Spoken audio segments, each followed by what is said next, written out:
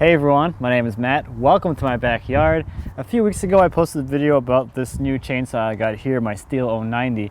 And today it's finally nice out and I finally have some time, so I thought I would take it out and do some actual milling with it.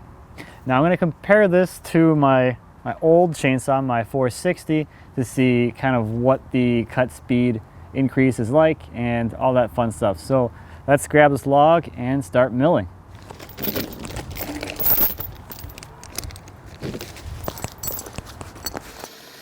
To make the milling process really easy, I'm going to set the log on the back of my trailer so it's at an incline and so that it's away from these other logs so there's nothing around it. And my log lifting arch on the back of my trailer makes this really easy.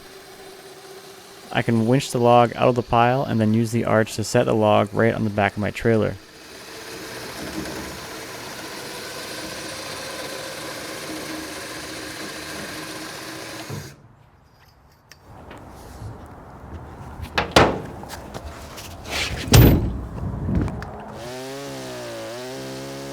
To get ready for the actual milling, I need to get this ladder set on the log so that I can reference off of it for my first cut. And to make this a lot easier, instead of having to shim the ladder up and down so that the rungs are making contact with the log, I'll just go through with my chainsaw and cut away the high spots so I get enough contact with the rungs directly on the log. And then I can just screw the ladder down.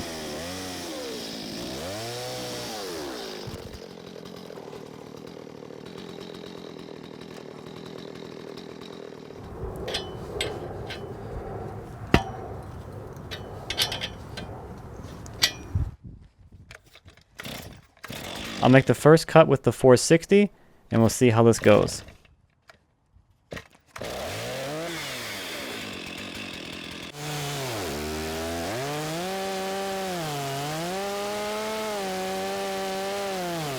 So to get a relatively accurate comparison of cut speed, I'm going to use the cut duration and the cut widths to figure out a square feet per minute figure for the cuts.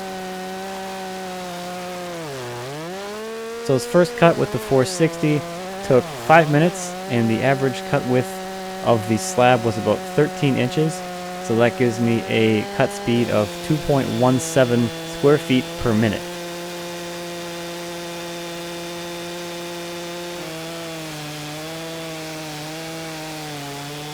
And to further standardize the comparison, both of these chains were freshly sharpened.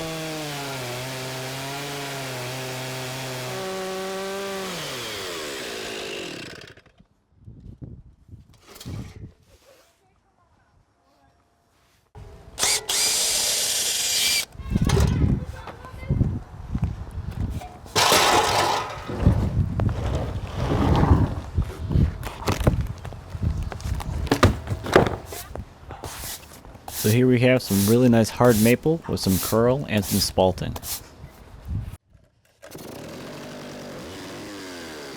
So now I can try the 090, and this thing is quite heavy, it's quite a beast. So it does have a tendency to tip off the log, but this thing has a throttle lock on it, so I can engage the throttle lock, it'll keep running, and I can focus my attention on keeping the jig or the actual mill attachment flat on the log. So this 090 is equipped with the stock governor, which limits the RPMs of the saw. If the saw exceeds a certain RPM, the governor will engage the choke and the saw's RPMs will drop. So this is the first time I was using the saw with the governor, and you can tell if you listen to the sound of the saw cutting, you can hear the governor cutting in and out as it slows the engine speed. So I figured this was probably going to affect my cut time as well. And it did, I think. So this cut took 7 minutes. The cut width was 18 inches, so that ended up being a total surface area of 15 square feet, or about 2.14 square feet per minute, which is right at the same speed as the 460. So this was a little puzzling to me. I thought it was going to be quite a bit faster. I didn't think that governor issue was really going to slow me down too much. And I'm sure it had something to do with it as well, but I had a couple of thoughts afterwards. So one thing I didn't consider when I was kind of setting this up for the comparison is the chain on my 090 is a wider kerf than the 460. The 460's chain has a 1/4 inch kerf, and the 090 has nothing more than the 5/16 of an inch kerf.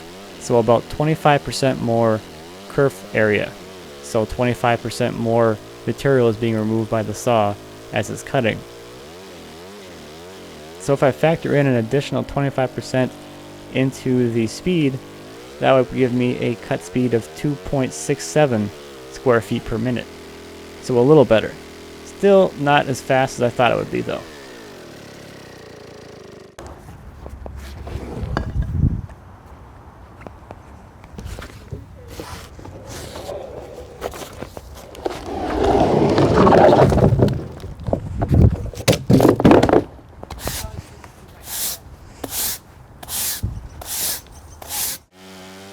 So I figured I'd make a second cut. I adjusted the governor so it wouldn't kick in so early, and I made a second cut, and this was actually even slower. So this second cut actually took 10 minutes, so even longer, with about the same cut width, about 20 inches, so 2 inches more than the last one. And that gave me a cut speed of 2.1 square feet per minute. Still really slow. So I think there's a couple factors going on here. So one issue I think I'm having is I'm not able to apply enough load to the saw to keep the RPMs down low. So there's a couple things I can do for that. The first thing I can do is lower the rakers so the teeth are taking deeper cuts. And another thing I can do is change out the sprocket on the saw.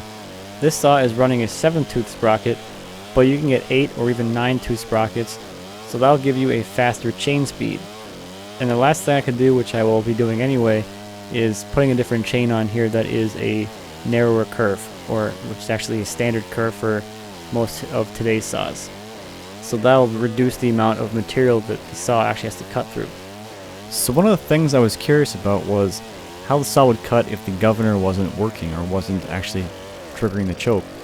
So you can see me here, I'm actually putting my hand into the carburetor area and I'm holding back the linkage that would push the choke from the governor just to see what the saw would do with that limitation taken away. And the chain speed and the RPMs obviously increased, so the chain speed increased as well, so the cut speed went up. But as you can hear, it really started to rev up really quickly as I wasn't able to keep a constant load applied to the saw.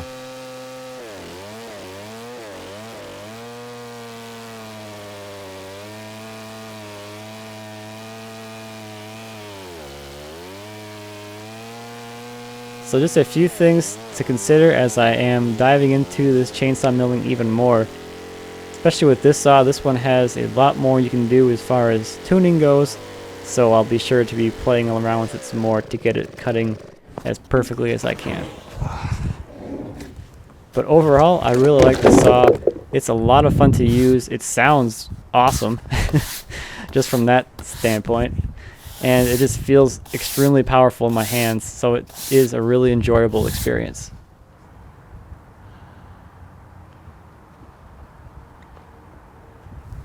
So that's about it for today. It's Sunday night, it's about dinner time, so I'm gonna go eat dinner and spend some time with the family, but this was quite a lot of fun. I miss doing this. I haven't done it for a few months. Hope you enjoyed this quick video on some really quick milling. I've got some really nice curly spalted maple slabs now, some really nice color in here, some nice reds and pinks and stuff, so it's going to be this is some awesome stuff. I'm looking forward to getting this dried and using this for something, but man, that's awesome. And I still have a whole stack of these things still to cut, so plenty more time to be out here milling. It's just beautiful spring weather. So thank you as always for watching. I greatly appreciate it. If you have any questions or comments about anything in today's video or anything back in my shop, please feel free to leave me a comment. As always, I appreciate those, and I'd be happy to answer any questions you might have.